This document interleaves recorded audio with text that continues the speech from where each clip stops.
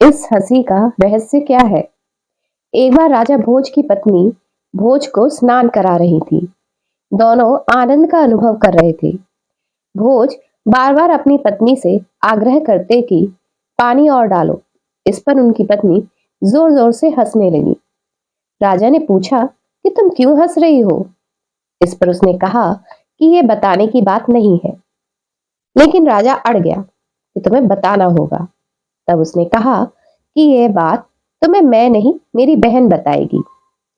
उल्लेखनीय है कि भोज की पत्नी उस ज्ञान को जानती थी जिसमें पूर्व जन्म का ज्ञान होता है।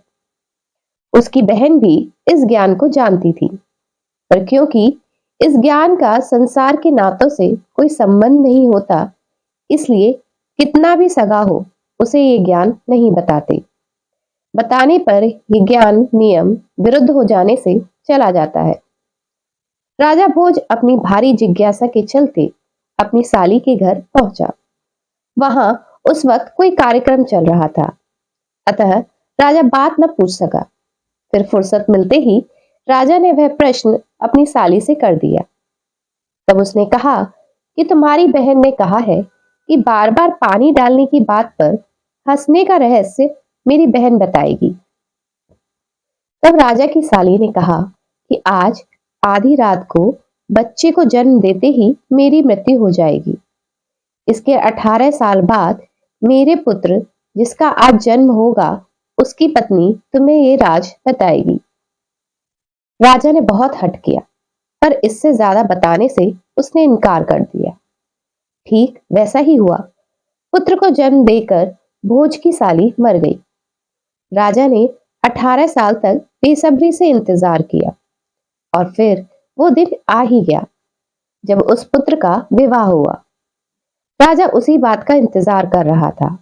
तो जैसे ही उसे वधू से मिलने का मौका मिला, उसने कहा, मैं 18 साल से इस समय का इंतजार कर रहा हूं। और भोज ने पूरी बात बता दी। वधू ने कहा कि पहले तो आप ये बात ही ना पूछो तो बेहतर है, और अगर पूछते ही हो तो मेरे पति से कभी इसका जिक्र न करना, अन्यथा वो पति धर्म से विमुख हो जाएगा और इससे विधान में खलल पड़ेगा। राजा मान गया। तब उस वधू ने कहा कि आज जो मेरा पति है, 18 साल पहले इसे मैंने ही जन्म दिया था। तुम्हारी पत्नी इसलिए हंस रही थी कि इससे पहले के जन्म में जब तुम उसके पुत्र थे, वह तुम्हें बाल अवस्था में नहलाने के लिए पकड़ती थी। तब तुम नहाने से बचने के लिए बार बार भागते थे, और आज स्वयं तुम पानी डालने को कह रहे थे। इसलिए उस जन्म की बात याद कर वो हंस रही थी। उसने या मैंने उसी समय तुम्हें ये बात इसलिए नहीं बताई कि वैसी अवस्था में तुम उसे पत्नी मानने के धर्म से विमुख हो सकते थे। यह बात सुनते ही राजा के मन में गहरा वैराग्य जागृत हो गया।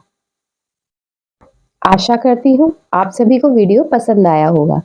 अगर वीडियो पसंद आया तो वीडियो को लाइक करें, कमेंट बॉक्स में कमेंट करें, और अगर आप चैनल पर नए हैं तो चैनल को सब्सक्राइब करें। साथ ही साथ अपने दोस्तों को भी शेयर करें। मिलते हैं एक और नए वीडियो के साथ। तब तक के लिए जय श्री राम।